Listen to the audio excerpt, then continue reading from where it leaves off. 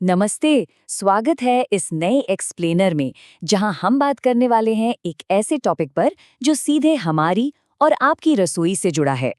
1 मई से भारत में LPG gas cylinder की बुकिंग और डिलीवरी के रूल्स पूरी तरह बदल गए हैं।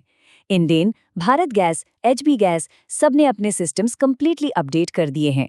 तो बिना किसी देरी के चलिए समझते हैं कि आखिर ये नए नियम क्या हैं और इनका आम परिवारों पर क्या असर पड़ने वाला है।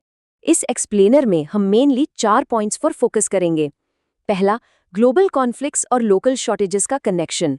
दूसरा, नए ओटीपीज और बुकिंग गैप वाले रूल्स।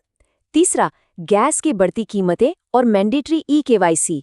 और आखिर में, आम कंज्यूमर्स को असुविधा से बचने के लिए एग्जैक्टली क्या स्टेप्स लेने चाहिए।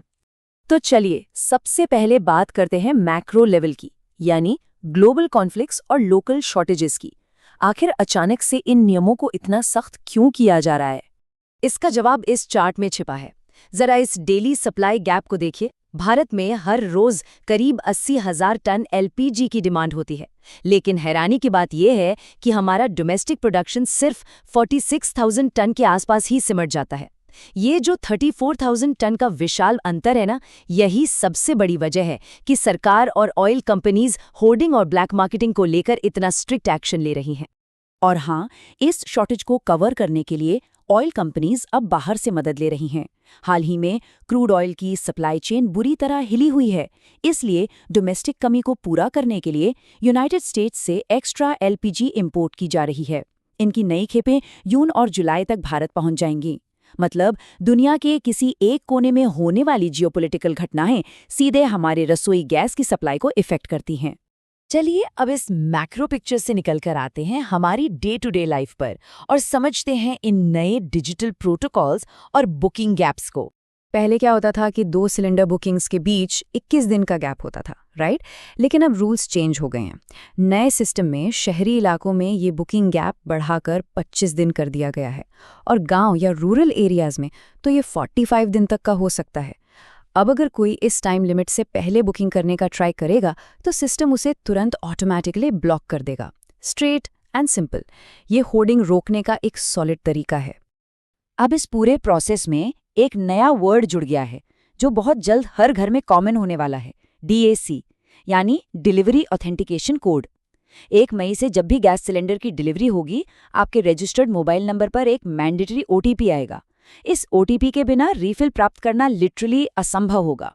एक वक्त था जब गैस आती थी तो हम बस वो फिजिकल नीली किताब या पेपर की रसीद दिखा देते थे, है ना? अब वो पुराना एनालॉग जमाना चला गया। सिलेंडर तब तक आपका नहीं होगा जब तक वो डीएसए या ओटीपी सिस्टम में प्रॉपर्ली एंटर नहीं हो जाता। ये स्ट्रिक्ट डिजिटल ऑथेंटिकेशन सिलेंडर की चोरी और इलीगल डाइवर्जन को रोकने के लिए एकदम परफेक्ट टूल है। और सबसे मज़ेदार बात यह है कि ये कोई छोटा मोटा ट्रायल रन नहीं चल रहा। सरकार ने ऑफिशियली कंफर्म किया है कि सिलेंडर की चोरी रोकने के लिए डैग बेस्ड डिलीवरीज पहले से ही 94.5% से ज़्यादा बढ़ चुकी हैं। यानी बैकएंड पर ये डिजिटल सिस्टम पहले से ही पूरी तरह एक्टिव और सक्सेसफुल है, जिसे अब स्ट्रिक्टली अनिवार्य बनाया जा रहा है। लॉजिस्टिक्स तो हो गए, अब आते हैं उन चीज़ों पर जो सीधा हमारे हाउस होल्ड बजट को हिट करती हैं, यानी प्राइस हाइक्स और मैंडेटरी ई-केवाईसी। देखिए, यूएस, इजराइल और ईरान के बीच जो टेंशन्स चल रही हैं, उसका डायरेक्ट असर ग्लोबल क्रूड ऑयल की सप्लाई पर पड़ा है। और इसका नतीजा, इंडियन ऑयल कंपनीज ने 14.2 केजी वाले डोमेस्टिक सिलेंडर की कीमत 60 रुपए तक बढ़ा दी है। इसके अलावा 19 किलो वाले कमर्शियल सिलेंडर्स के रेट भी हाल ही में 3 बार बढ़ चुके हैं। ग्लोबल कॉन्फ्लिक्ट्स का लोकल प्राइस पर इससे ज्यादा डायरेक्ट असर क्या ही होगा, और आगे भी इन कीमतों में बदलाव देखने को मिल सकते हैं। इन बढ़ती कीमतों के बीच एक और जरूरी अपडेट है। प्रधानमंत्री उज्ज्वला योजना के जितने भी बेनिफिशरीज हैं जिन्होंने अभी तक अपना ई-केवाईसी पूरा नहीं किया है, उनके लिए आधार बेस्ड बायोमेट्रिक ऑथेंटिकेशन अब टोटली मैंडेटरी हो गया है। सरकार ये मेक श्योर करना चाहती है कि सब्सिडी का लाभ लगातार और बिना किसी रुकावट के सिर्फ और सिर्फ सही लोगों तक ही पहुंचे।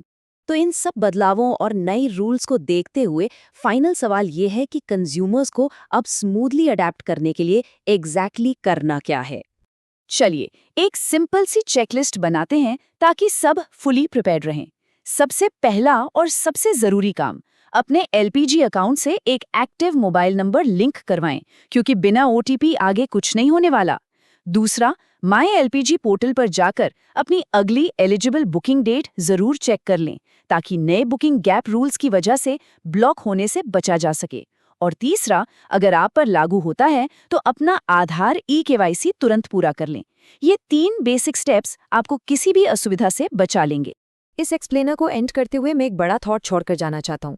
जैसे जैसे हमारी डेली यूटिलिटीज बिल्कुल डिजिटल होती जा रही हैं, एक अहम सवाल ये उठता है कि वैश्विक सप्लाई चेन में आने वाले अचानक झटकों के बीच क्या ये स्ट्रिक्टली डिजिटल सिस्टम्स आम घरेलू परिवारों को आगे चलकर और ज़्यादा सुरक्षित रख पाएंगे?